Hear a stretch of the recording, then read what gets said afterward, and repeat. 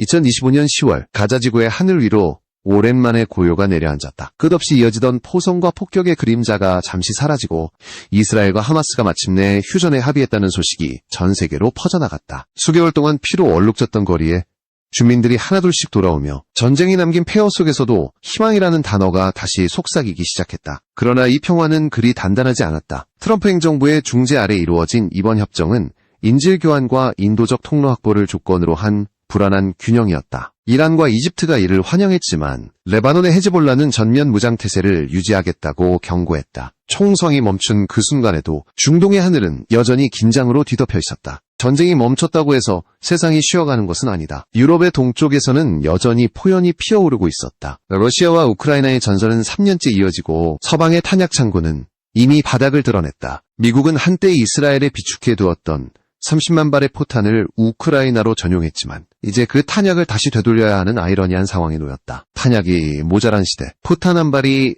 평화의 무게를 좌우하는 세상, 세계 각국은 자신들의 안보를 지키기 위해 다시 무기를 찾고 있었다. 그 혼란의 중심에서 한 나라가 조용히 부상하고 있었다. 그 이름은 대한민국. 전쟁의 시대 속에서도 무기 생산과 기술력 그리고 전략적 외교를 동시에 갖춘 나라. 과거에는 생존을 위해 무기를 만들던 나라가 이제는 세계가 의지하는 마지막 공급자가 되어 있었다. 바로 지금 세계의 시선은 한반도를 향하고 있었다. 러시아와 우크라이나의 전쟁은 이미 장기전에 접어들었다. 하루에도 수만 발의 포탄이 소모되고 나토 회원국들의 무기고는 텅 비어갔다. 서방의 탄약 재고는 임계점에 도달했고 유럽 각국은 공장 가동률을 2배로 끌어올리며 필사적으로 생산량을 늘리고 있었다. 그러나 그것조차 전장의 속도를 따라잡기에는 역부족이었다. 폴란드 바르샤바에서 열린 안보 포럼에서는 나토 군사위원장이 탄약 부족 사태를 유럽 안보의 최대 위기라 규정했다. 미국조차도 기존 비축분을 이스라엘과 우크라이나 사이에서 나누지 못하는 처지에 놓였고 세계는 새롭게 공급망을 재편할 수밖에 없었다. 그때 주목받은 이름이 바로 한국이었다. 한때 전쟁의 피해자였던 나라, 이제는 전쟁의 공급자가 된 나라. 한국은 직접적인 무기 지원 대신 미국과 폴란드를 경유한 우회 공급망을 구축하며 국제공조의 한 축을 담당하고 있었다. 한국산 155mm 포탄은 품질과 안정성 면에서 세계 최고 수준으로 평가받았고 비공식 채널을 통해 우크라이나 측이 한국의 생산 능력에 깊은 관심을 보였다는 소식이 전해졌다. 세계가 혼란 속에서 흔들릴 때 한국은 흔들리지 않았다. 한화 에어로스페이스, 풍산, LIG 넥스원 등 주요 방산 기업들은 연간 수억 발의 탄약을 생산할 수 있는 체계를 이미 확보하고 있었고 전시에도 즉각 대응 가능한 생산 라인을 가동 중이었다. 탄약의 시대가 다시 돌아왔다. 총성 대신 공급망이 전쟁의 판도를 바꾸는 시대, 누가 더 많은 포탄을 생산하고 누가 더 빨리 납품하느냐가 승패를 가르는 새로운 전장. 그 무대의 중심에는 더 이상 미국이나 유럽이 아닌 바로 한국이 서 있었다. 한국은 단순한 하청국이 아니라 세계 안보의 실질적인 버팀목으로 자리 잡았다. 전쟁의 소용돌이 속에서도 묵묵히 포탄을 생산하며 동맹의 신뢰를 지켜내는 나라. 그 이름이 지금 세계를 다시 움직이고 있었다. 이스라엘과 한국, 두 나라는 서로 다른 대륙에 있지만 너무도 닮아 있었다. 이스라엘은 수차례의 전쟁과 홀로코스트의 상처를 안고 살아온 민족의 나라였고 한국은 식민 지배와 분단, 전쟁의 폐허 속에서 기적처럼 부활한 나라였다. 두 국가는 모두 생존을 위해 스스로를 단련시켰고 기술과 자립으로 위기를 돌파했다. 이스라엘은 오랜 세월 일본의 역사 왜곡을 비판해온 나라였다. 일본이 과거의 전범 행위를 희석시키려 할 때마다 이스라엘은 홀로코스트의 진실을 지켜야 한다며 강하게 목소리를 높였다. 이러한 역사적 입장은 한국에게는 낯설지 않았다. 피해의 기억을 잊지 않되 그것을 힘으로 바꿔온 두 나라. 그 공감대는 단순한 외교관계를 넘어선 신뢰로 이어졌다. 주한 이스라엘 대사관은 동해와 독도를 명확히 표기한 유일한 외교지도 표준을 사용하고 있으며 이는 자국 교과서에도 그대로 반영되고 있다. 2019년 일본의 수출 규제로 한국 반도체 산업이 위기에 처했을 때 이스라엘은 가장 먼저 손을 내밀었다. 반도체 장비와 정밀 측정 기술을 공유하며 한국과의 협력을 약속했고 이후 두 나라는 아시아 최초의 자유무역협정 FTA를 체결했다. 이 협정은 단순한 경제조약이 아니었다. 한국에게는 기술 자립의 전환점이었고 이스라엘에게는 동아시아 내 유일한 전략적 동맹 확보였다. 두 나라는 반도체, AI, 자율주행, 방위산업까지 미래 산업 전반에서 협력을 확대해 나갔다. 자동차 시장에서도 그 유대는 이어졌다. 완성차 브랜드가 없는 이스라엘은 한국산 차량을 주요 수입 품목으로 채택했고, 현대와 기아는 9년 연속 이스라엘 시장 점유율 1위를 기록하며 도요타를 제쳤다. 민간 산업에서 쌓인 신뢰는 곧바로 안보 협력으로 이어졌다. 한쪽은 실전 경험이 풍부한 전투 국가, 다른 한쪽은 기술력으로 무장한 제조 강국. 두 나라는 각자의 강점을 결합해 세계가 주목하는 새로운 방산동맹을 만들어가고 있었다. 한국과 이스라엘의 방산협력은 어제 오늘의 일이 아니다. 그 시작은 1960년대로 거슬러 올라간다. 당시 중동전쟁의 한복판에 있던 이스라엘은 미국의 전차 지원을 요청했으나 미국은 정치적 부담을 이유로 이를 거절했다. 그때 한국이 움직였다. 한국은 보유 중이던 현용 전차 약 400대를 부품용으로 제공했고, 이스라엘은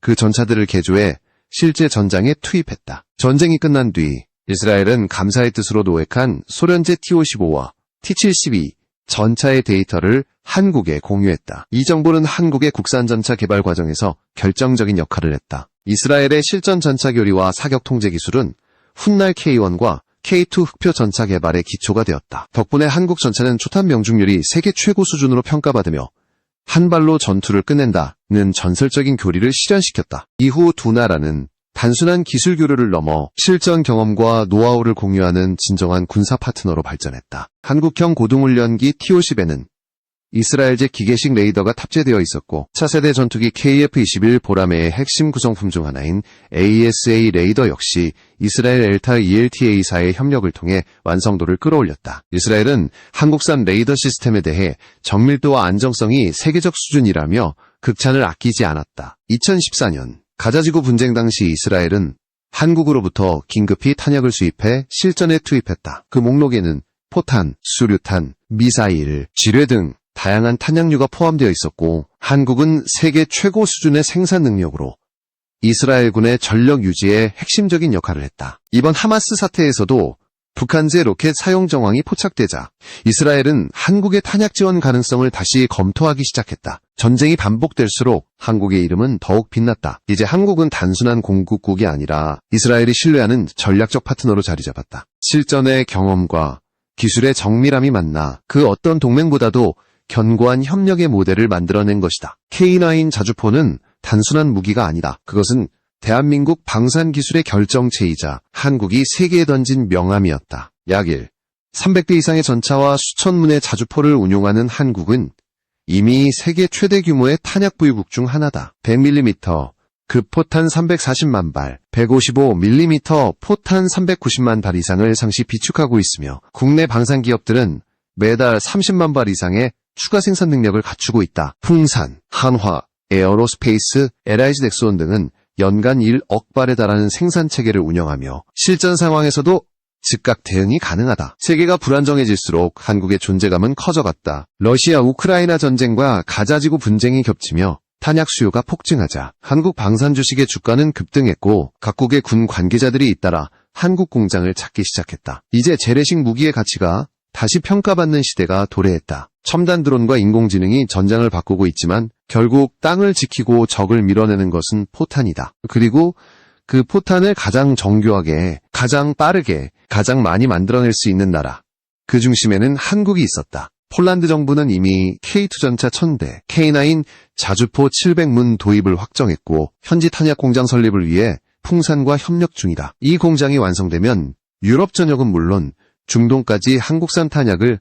공급할 수 있게 된다. 사우디아라비아와 UAE 또한 한국산 중거리 지대공 미사일 천공 II 도입을 적극 검토하고 있다. 폴란드, 루마니아, 사우디, UAE, 이제 한국은 이들 국가와 함께 글로벌 방산망의 핵심 거점으로 떠올랐다. 세계가 위기에 빠질수록 한국은 기회로 바꿨다. 탄약을 가진 자가 전쟁을 통제하고 공급망을 가진 자가 평화를 설계한다. 이제 한국은 무기를 파는 나라가 아니라 안보를 설계하는 나라가 되었다. 냉전이 끝난 지 30년, 그러나 평화의 시대는 이미 막을 내렸다. 세계는 다시 두 개의 축으로 갈라지고 있었다. 미국과 나토, 한국을 중심으로 한 자유진영, 그리고 러시아, 중국, 북한으로 대표되는 권위주의 진영. 신냉전의 바람은 이미 전 세계를 휘감고 있었고 각국은 다시 무기를 손에 쥐기 시작했다. 그 속에서 한국은 특별한 존재로 떠올랐다. 기술력과 생산 능력을 동시에 갖춘 유일한 민주국가. 세계가 긴장 속으로 빠져들수록 한국은 오히려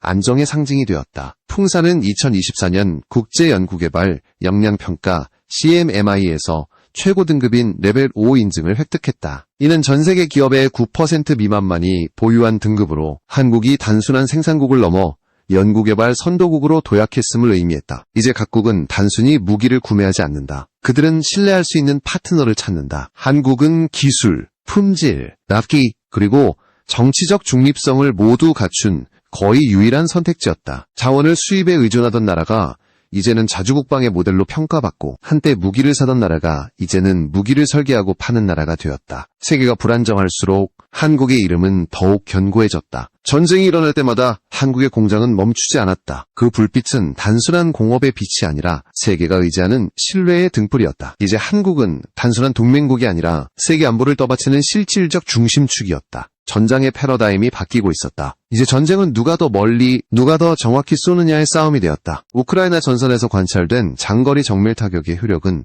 세계 각국의 군사 전략을 완전히 뒤흔들었다. 포병은 더 이상 항공전력의 보조수단이 아니었다. 이제 포병은 독립적인 전략자산으로 재평가되고 있었다. 이 흐름의 중심에서 한국은 다시 한번 주목받고 있었다. 미 육군은 52구경, 사거리 55km 급 신형 체계를 요구하며 장거리 포병 시대의 문을 열었다. 한국 방산업체들은 이 요구를 도전이자 기회로 받아들였다. 한국은 이미 K9 자주포를 기반으로 한 여러 장사정 포탄의 시험 발사를 통해 실전 적용 가능성을 입증해왔다. 추진체 설계, 가스 배출 제어, 탄체 공기역학, 그리고 유도 시스템의 정밀 조율까지 한국은 이 모든 복합 기술을 통합적으로 다룰 수 있는 역량을 갖추고 있었다. 그것은 단순히 사거리를 늘리는 문제가 아니었다. 전장의 규칙을 바꾸는 일이었다. 미국 시장에 진출하기 위해서는 현지 조립 라인, 품질 관리 체계, 일자리 창출 계획 등 복잡한 조건을 충족해야 했다. 하지만 한국은 이를 감수할 준비가 되어 있었다. 그 이유는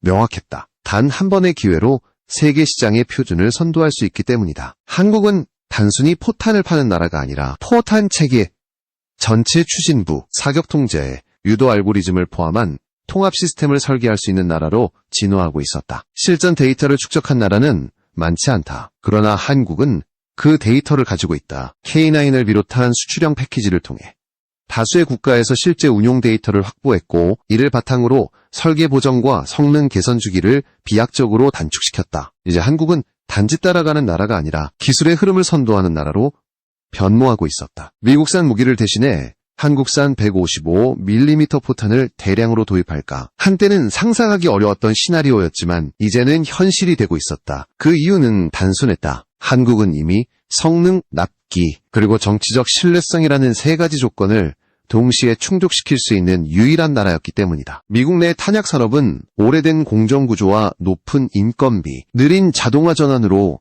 제자리에 머물러 있었다. 반면 한국은 빠르게 공정을 고도화하고 실사격 데이터를 기반으로 실시간 보정을 수행하며 생산 효율과 품질을 모두 잡았다. 시간은 전쟁의 가장 귀중한 자원이다. 한국은 이를 가장 잘 이해하는 나라였다. 이미 표준화된 생산망과 자동화된 조립 라인을 보유한 한국은 긴급한 발주에도 즉각 대응할 수 있었고, 필요시 단계적 증산으로 납기를 단축할 수 있었다. 실전 데이터를 통한 검증, 신속한 생산 능력, 그리고 동맹적 신뢰, 이 세 가지가 맞물리며 한국은 세계 시장에서 전례 없는 신뢰를 얻었다. 포탄은 단순한 금속 덩어리가 아니다. 그것은 국가의 기술력, 경제력, 그리고 약속의 무게가 응축된 결정체다. 한국은 그 약속을 지켜왔다. 한 번의 정확한 사격보다 중요한 것은 같은 품질의 포탄을 꾸준히 공급할 수 있는 힘이다. 지속 가능한 전력, 끊이지 않는 생산, 그리고 신뢰로 쌓은 명예, 이것이 바로 한국이 세계가 선택한 이유였다. 전쟁의 시대에도 흔들리지 않는 나라, 기술로 평화를 설계하는 나라. 대한민국은 이제 단순한 방산 강국을 넘어 세계 안보의 설계자가 되고 있었다. 하늘은